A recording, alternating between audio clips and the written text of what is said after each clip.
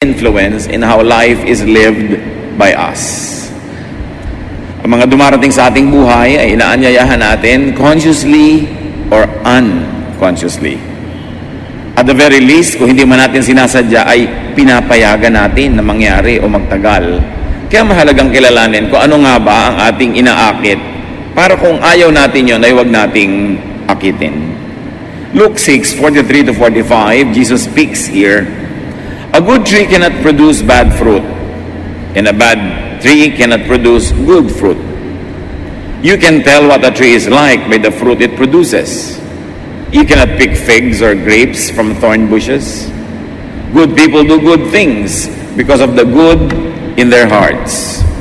Bad people do bad things because of the evil in their hearts. Your words show what is in your heart." Isang matagal, matanda, nakatotohanan na, wala nang bago, dahil alam na natin ito. Sabi ng Panginoon, ang puno nakikilala sa bunga. Kung mabuti ang puno, natural, mabuti ang bunga. At kung masama ang puno, masama ang bunga. Huwag kayong padaya sa itsura ng sanga, itsura ng dahon, sa bunga, nagkakakilanlan. So ano ang bunga ng buhay natin? Ano ang bunga ng ating mga pagsisikap? Kung mabuti ang pagsisikap, dapat mabuti ang bunga. Ano ang bunga ng ating mga pag-aaral, ng ating mga ginagawa? Mabuti ba o hindi ba mabuti? Ayaw ba natin o hindi natin gusto ang ganong mga bagay? Some people attract problems. Mga problema, mga suliranin. Nagtataka pa sila kung bakit lagi silang may problema at pabalik-balik yung mga problema nila. Kaya mahalagang maintindihan natin that we attract even our problems. Some people bring trouble to themselves, to others, to God. Even when we keep on asking God to do what is against God's will. 2 Samuel 11:3-4. Samuel happened to see her and he sent one of his servants to find out who she was. Or David happened to see her. The servant came back and told David, "Her name is Bathsheba. She is the daughter of Eliam, and she is the wife of Uriah the Hittite." David sent some messengers to bring her to his palace. She came to him, and he slept with her. A short episode in the life of David that tells us how somebody else's wife ended up in his bed. Nakita niya ang babaeng ito naliligo sa kanyang bubungan at ipinakuha ng hari dahil yung asawa sundalo na nasa duty out of town. So ang daming problemang ibinigay ito sa buhay nilang dalawa. And who invited the problem into their lives? Sila rin. Si David, ang dami naging problema dahil una, inimbita niya itong babaeng ito sa kanyang bahay na hindi naman niya asawa. Ito naman babaeng ito, nagka-problema dahil maliligo lang, doon pasakitan ng iba, sa bubungan pa.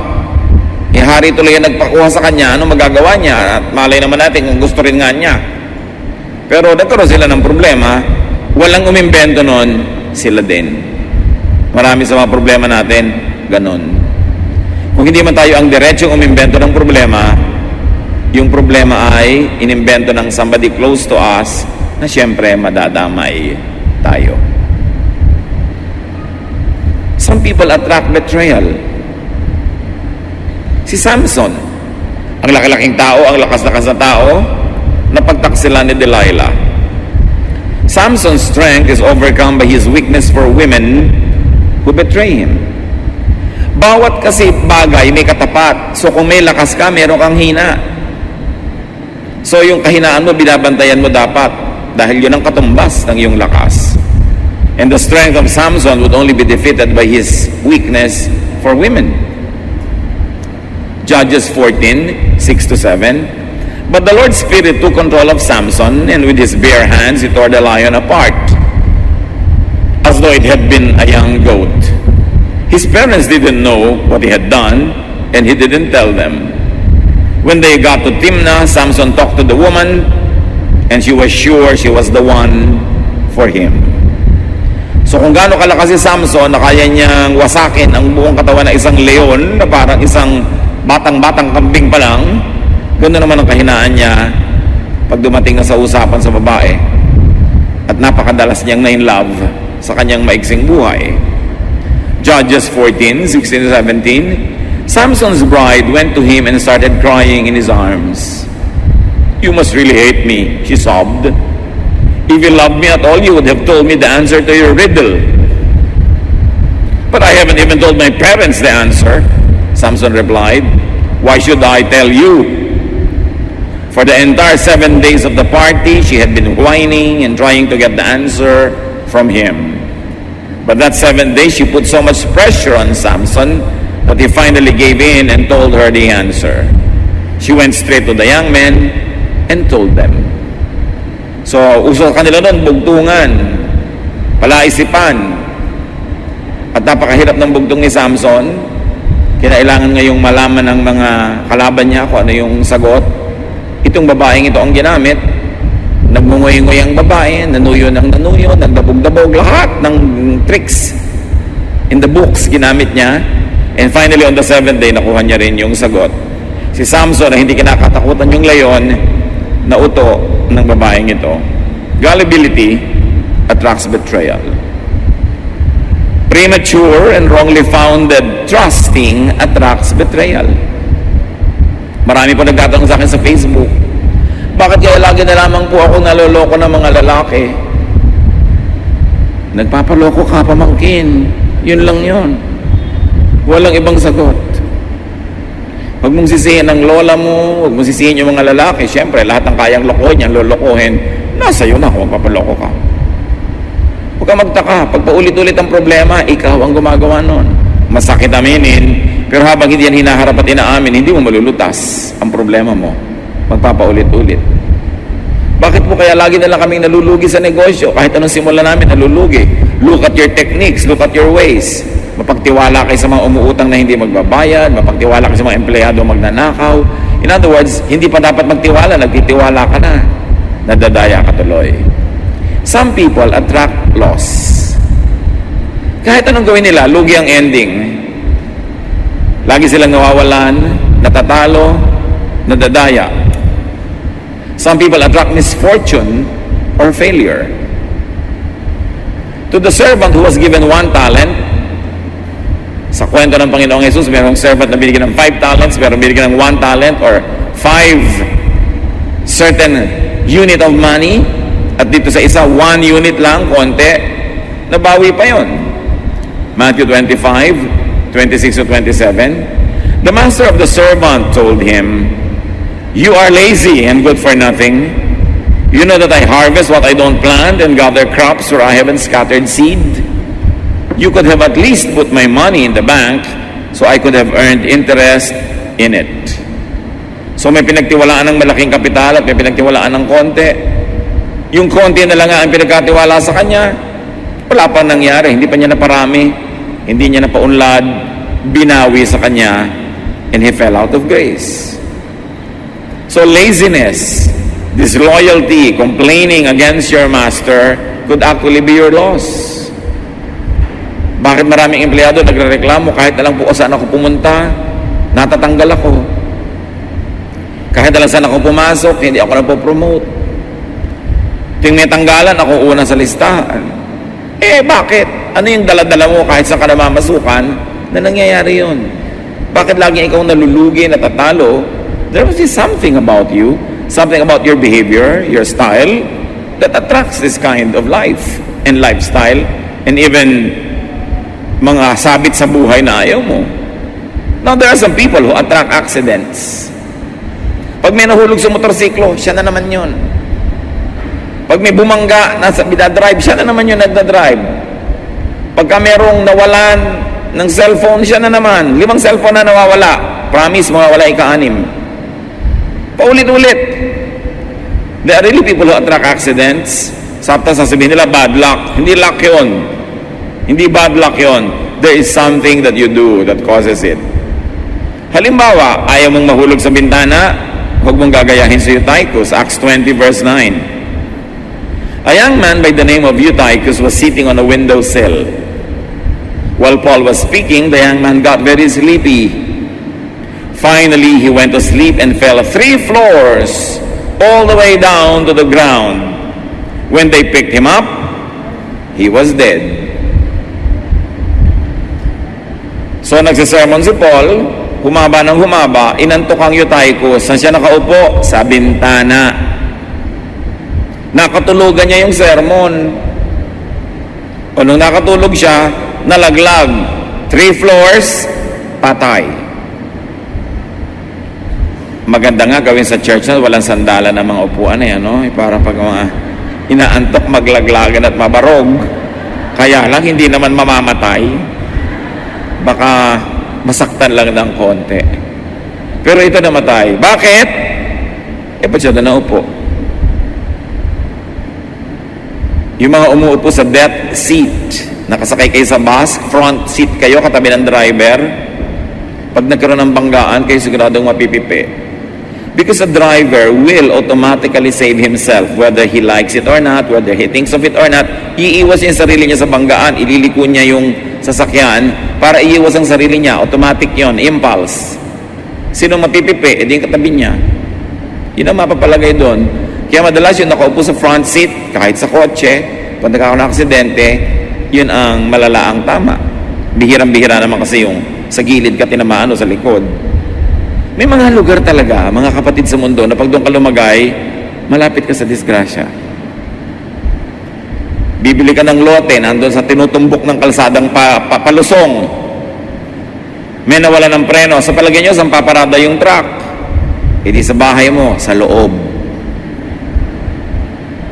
So pipili ka ng titirhan mo, di sana hindi yung sinutumbok ng sasakyan na papalusong. Tinutumbok man, paahon, nandun ka sa taas, hindi ka tatamaan. Placement is important. Positioning. Ngayon, yan lang yung mga kitang-kita natin na placement. Pero sa buhay, meron din mga placement na delikado. So, dinami naman naliligaw sa iyo, ang papakasalan mo pa halimbawa, yung wanted. O di pag nagbarilan, talagang maladalas na tama-tamaan ka niyan. Ang magugustuhan mo, yung tamad, di pa may naghirap, kasama ka doon. Saan ka lumalagay? May nag-aaway-away, kanino ka kumakampi? Dapat nga hindi ka sumali, pero kung kakampi ka pa doon sa obvious na matatalo, di talo ka. Kaya mga bayani, di ba namamatay? Na magiging bayani lang naman sila, 1 generation later pero during their time, namamatay sila kasi ang kakampi nila na cause, yung mahina.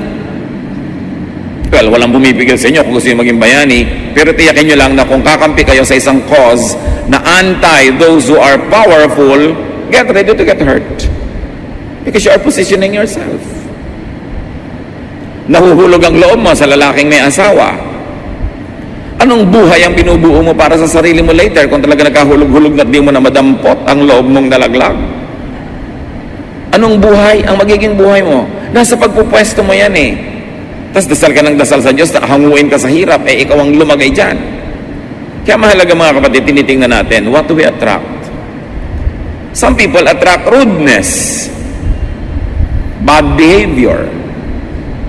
Halimbawa, yung mga wise men na dumalaw sa Panginoon nung siya pinanganak, nag-courtesy call mo na kay Herod, they were courteous to him, but Herod attracted rudeness on the part of the wise men. Matthew 2, 7 to 8, and 12. Herod secretly called in the wise men and asked them when they had seen the star. He told them, "Go to Bethlehem and search carefully for the child. As soon as you find him, let me know. I want to go and worship him too." Siyempre, bola yon. Gusto niyang patayin yung bata. Later, they were warned in a dream not to return to Herod, and they went back home by another road. So itong mandaraya na to na si Herod, anong napala niya, nasnab siya, hindi siya binalikan, hindi na nag-courtesy uli sa kanya, yung mga tao umalis na lang ng palihim. Kasi his behavior attracted that kind of evasive reaction. There are some people who attract exploitation and abuse. Sa pagpupwesto mo lang sa iyong buhay, sa pakikitungo mo sa kapwa, minsan inilalagay mo sa sarili mo na pwede kang maabuso, pwede kang ma-blackmail, pwede kang mapagsamantalahan. Halimbawa, si Sarai, wife ni Abraham, hindi sila magkaanak. So naisip niya, sabihin sa asawa niyang lalaking si Abram, anakan yung katulong nila na si Hagar. Hindi ka magkaanak. Tapos isusuong mo yung isang babaeng katulong mo para anak ka ng asawa mo. Pag nagkaanak yon, anong palagay mo magiging lugar mo? At yun nga ang nangyari, Genesis 16, 1-4. Abram's wife Sarai had not been able to have any children. But she owned a young Egyptian slave woman named Hagar. And Sarai said to Abram, "The Lord has not given me any children. Sleep with my slave, and if she has a child, it will be mine." Abram agreed, and Sarai gave him Hagar to be his wife. This happened after Abram had lived in the land of Canaan for 10 years. Later, when Hagar knew she was going to have a baby, she became proud and was hateful to Sarai. Yumabang yung katulong dahil siya na ngayon yung nagdadalang tao, daladala niya sa sinapupunan niya ang anak nung among lalaki. So ngayon, hindi na siya nagpatsimay-tsimay na lang sa dati niyang amo, mataas na rin ang kanyang pride, at nilalabanan na niya. Bakit? She was empowered by Sarai. Do you empower people to be able to abuse you later? Because you think malalamangan mo siya, magagamit mo siya, ma-exploit mo siya. At the end of the day, ikaw pala yung pwedeng malugi. Dapat pag meron tayong pinaplano, layuan nyo yung pananaw, saan patungo yun? Anong gagawin nun sa inyo? Anong gagawin nun sa mga tao nasa paligid nyo? Some people attract that kind of reaction. Yung naaabuso sila. Yung sobra kang napaka-polite, kahit ang kaharap mo parang halimaw, ang gagawin nun, siyempre, aapihin ka. Hindi ka nagre-reklamo, kahit pwede ka nang magreklamo at dapat ka nang magreklamo, siyempre, dadagdagan pa nila yung mga pag-aabuso sa'yo. You attract that. Kaya pag pinag-uusapan natin, lagi po akong naaapi, nagpapaapi ka, yun lang yun. Pwede ka naman hindi pumayag eh. Water follows the path of least resistance. Yung tubig, doon dumadaan sa pinakamadaling daanan. Kung mataas ka, hindi ka niya aakyatin. Kung matigas ka, liliko na lang siya. Pero kung ang lambot-lambot mo, tutunawin ka niya at dadaanan ka niya. Ganon din ang mga tao. When you don't resist anybody, people will abuse you. Kaya may mga nang aapi kasi may nagpapaapi. May nang kakawawa kasi merong nagpapakawawa. Nasa iyo rin yun. Kung itutugon mo lang sa pang-api sa iyo, iiyak, lalong lumalakas ang loob ng aapi pag nakakakita ng luha. Because it makes them feel powerful. So merong pinagpapakitaan ng luha, yung mga mabababa rin ng loob at mababait din, nababagbagan loob. Pero pag ang pinakitaan mo ng luha, isang matigas ang loob, lalong lalakas. Lalo kang kakawawain. So, pipili ka. Kanino ka nagpapakita ng soft side mo at ng hard side mo rin. Some people attract rebuke. Singit ng singit, sabat ng sabat sa usapan, hindi naman alam ang topic, hindi naman siya expert, magsasalita, napapahiya tuloy, nakakatanggap ng pagtutuwid. Kung minsan may kasama pang parusa. Halimbawa si Pedro. Mark 8:31-33. Jesus began telling his disciples what would happen to him. He said, "The nation's leaders, the chief priests, and the teachers of the law of Moses will make the Son of Man suffer terribly. He will be rejected and killed. But 3 days later, he will rise to life." Then Jesus explained clearly what he meant.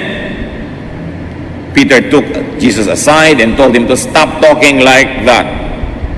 But when Jesus turned and saw the disciples, he corrected Peter. He said to him, "Satan, get away from me. You are thinking like everyone else and not like God." Kapedrong-pedrong tao mo, natawag kang Satan kasi nagsasalita ng hindi nag-iisip. O nag-iisip man, hindi naman niya pinag-isipan kung ano yung pinanggagalingan ng kanyang kausap. Yung pinanggagalingan lang niya, ang inintindi niya, at akala niya tamang-tama na siya. Mali. Gaano karaming beses po tayong nahihiya, napapahiya, nasosopla, kasi pasok tayo ng pasok sa usapang di naman natin naintindihan. So we attract it. What makes people attract bad things? Tulad sa mga nakita natin mga halimbawa, it is possible that we attract negative and bad things because of self-promotion. Nagmamagaling, nagmamataas, nagmamalaki. Luke 18:11-12, the Pharisee stood over by himself and prayed, God, I thank you that I am not greedy, dishonest, and unfaithful in marriage like other people. And I am really glad that I am not like the tax collector over there. I go without eating for 2 days a week, and I give you 1/10 of all I earn. But actually, this man was rebuked. Sa inyo, salamat na lang po't mas banal ako kaysa dito sa kabilang taong katabi kong nagdarasal din. Self-promotion. When you always self-promote, you will soon be rebuked. You will soon be corrected. You will be cut down to pieces. Mas mabuti na ikaw ay nagpapakumbaba at itinataas ka sa dapat mong kalagyan kaysa nagmamataas ka at ibinababa ka dahil hindi ka bagay doon sa lugar na pinipilit mong puntahan. Pupunta ka sa isang handaan, uupo ka agad sa presidential table. Tapos tatawagin ka ng usher, ililipat ka sa likod, sa malayo, yung pala, doon ka dapat. Kung talagang bagay ka naman sa presidential table, kahit maupo ka sa labas, hihilahin ka pa nila, papasok para mapalagay ka sa presidential table. Hindi mo dapat ina-appoint yung sarili mo, hayaan mo sila. Kung ayaw mong mag-attract ng negative attention, para hindi ka na tatama, para hindi ka iwasan. Pag lagi kang presko, pagka lagi kang mapang-abuso, pag may kinakausap ka, ang tagal-tagal, ang haba-haba, mamaya iiwasan ka na. Tapos magtataka ka, ba't ka iniiwasan? Alam nga namang attractive ka, tapos iwasan ka. Siyempre, meron tayong repulsive behavior. What makes people very attractive to such things? Because of their gullibility. Trusting too much too soon. Mabuti yung nagtitiwala.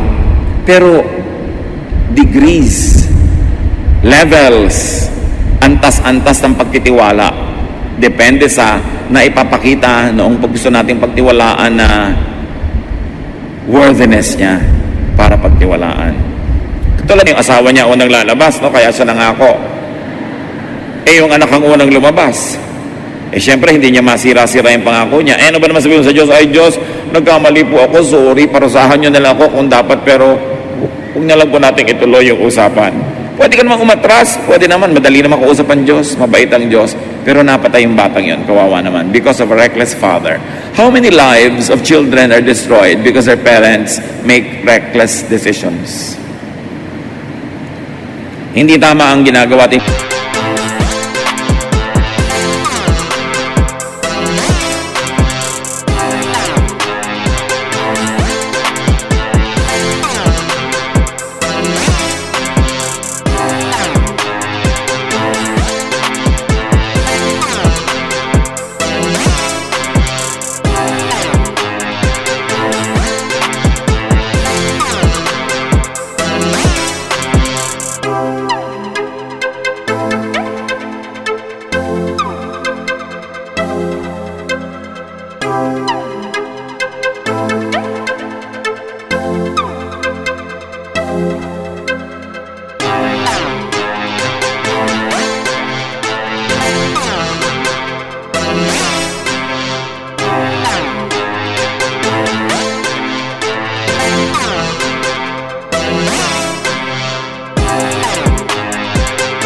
Niisip na papahamak ang mga bata. When Japhet returned to his home in Mizpah, the first one to meet him was his daughter. She was playing a tambourine and dancing to celebrate his victory, and she was his only child. Inosenteng bata na pahamak dahil sa pabayang ama. Padalos-dalos, hindi iniisip ang ginagawa o ipinapangako. Meron pa mga magulang na buntis pa lang, ipinapangako na, sige, yung anak ko, papakasalan yung anak mo, ha? Yung hindi nila kasali sa usapan yung mga bata, tapos yung mga bata ang napapahamak doon sa mga ginagawa ng magulang nila ng mga pangako. So mahalaga, nag-iingat tayo. Alam niyo itong batang to, itong dalagita, Pumunta sa mga kaibigan niyang babae, nanangis ng nanangis doon. Inisa-isa niyang puntahan, nag-iyakan sila ng nag-iyakan for a life that she would no longer be able to live. And then, she was sacrificed. Innocent people are sacrificed when we make reckless decisions and when we are reckless in our deeds. What makes people attract such things, negative things? Lack of self-respect. When you don't respect yourself, people won't respect you. It is as simple as that. You want people to respect you? Respect yourself. Have dignity. Do not covet what you do not have, and people will respect you. What else makes people attract negative things? Weakness, as we have seen. It could be a physical weakness, but more than that, emotional and spiritual weakness attract trouble. Malaki ang problema ng hindi nagpapakatatag. Ecclesiastes 4:1. I looked again and saw people being mistreated everywhere on earth. They were crying, but no one was there to offer comfort, and those who mistreated them were powerful. You see, being weak attracts aggression. Kahit sa international politics, pag mahina ka na bansa, pinipitik-pitik ka, binabatok-batukan ka ng mga kalaban mo, kasi kaya nila. Dapat malakas ka. Kung wala ka mang balak na mang-api, dapat malakas ka pa rin para hindi ka apihin. At kung gusto mo, ang lakas-lakas mo, maipagtanggol mo ang mga naaapi. Pero hindi virtue to be weak. You have to be strong. Not only physically and financially, but you've got to be strong-willed. Dapat buo ang loob. Matining ang loob para hindi ka inaapi-api ng kapwa. What makes people do bad things? Lack of discernment. Kakulangan ng pag-iisip, pakikiramdam, ano bang tama, anong mali. Proverbs 10:13, if you have good sense, it will show when you speak. But if you are stupid, you will be bitten with a stick. So ang kamangmangan, ang kahangalan ay napaparusahan. Kailangan ng tao, nagpapakatalino. Being bad, being on the wrong and bad side, attracts bad things. Pag may mga kilala kayo nag-aaway-away, don't take sides. And in fact, if you have to take sides, isipin mo, mapapahamak ba ako sa side na ito? Tama ba ito o mali? Talo ba ito o panalo? You can be neutral. It's always best. Pero wag laging sali ng sali sa mga gulo. Like things attract when it comes to this issue. So how can this be prevented? Paano natin maiiwasan, mga kapatid, na akitin ang mga di magagandang bagay? 1 Thessalonians 4:11-12, try your best to live quietly, to mind your own business, and to work hard just as we taught you to do. Then you will be respected by people who are not followers of the Lord, and you won't have to depend on anyone. Don't attract bad things. Live quietly. Live peacefully. Mind your own business. Gaano karaming gulo ang napapasok natin, hindi naman talaga natin gulo, nadamay lang tayo dahil lumalahok tayo. Sumasali, nakikisangkot sa hindi naman dapat. Attract good things by being self-reliant. Pag masipag ka, you work well, you work smart, you will attract good things in life. It is the rule of life. Proverbs 2:12, wisdom will protect you from evil schemes and from those liars. So again, pabalik-balik ang turo sa atin ng Bible, be wise. Don't be foolish.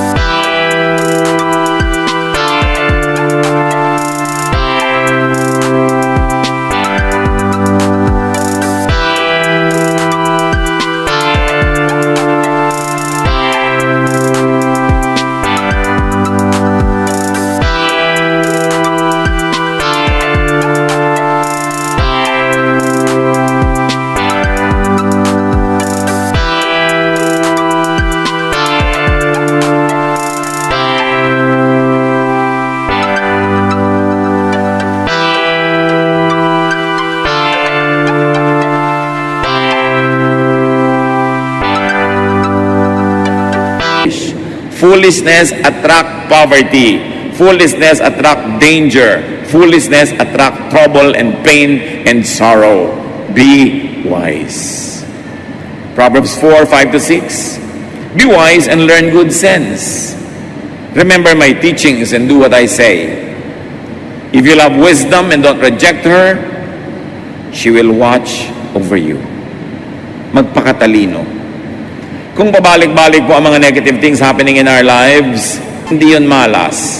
Yon ay manufactured by you. Whether you know it or not. Whether you agree or not. Hindi ka nilikha ng Diyos para ipaapi sa mga elements. Binigyan tayo ng will. Binigyan tayo ng kakayahan na piliin ang landas sa ating tatahakin. Most of the time, it is you who cause your own trouble. Or at least others cause it and you allow it to bother you. Or you are so close to people who create troubles that you cannot avoid na madamay. In that case, konting distansya, lumayo-layo ka. Pagka ang isang tao ay alam mong masasagasaan ng truck at siya ang nagpapasagasa mismo, ba't ka naman makikipag-holding hands? Hindi nasagasaan ka rin. Be wise. Know what you don't like. Know who you don't like. And don't attract them into your life. Don't invite them. Meron tayong kakayanan. Even the devil cannot force us. Sabi sa Bible, resist the devil and he will flee from you. The devil, very powerful. But resist the devil and he will flee. Kung ang demonyo, pag tinanggihan mo, hindi makakapagpilit, tao pa kaya? So nasa sayo na yan. Kung napipilit ka, kasi pumapayag ka. Aming Diyos, turuan nyo nga po kami. Nakilalanin ang mga pananagutan namin sa mga hindi magagandang nangyayari sa aming buhay. Lalo ko ito'y paulit-ulit, nakakadamage, nakakasakit. Turuan nyo kami magsuri sa aming paraan ng pag-iisip, pagsasalita, pagkilos, pamumuhay, kung ano ang elemento ng buhay namin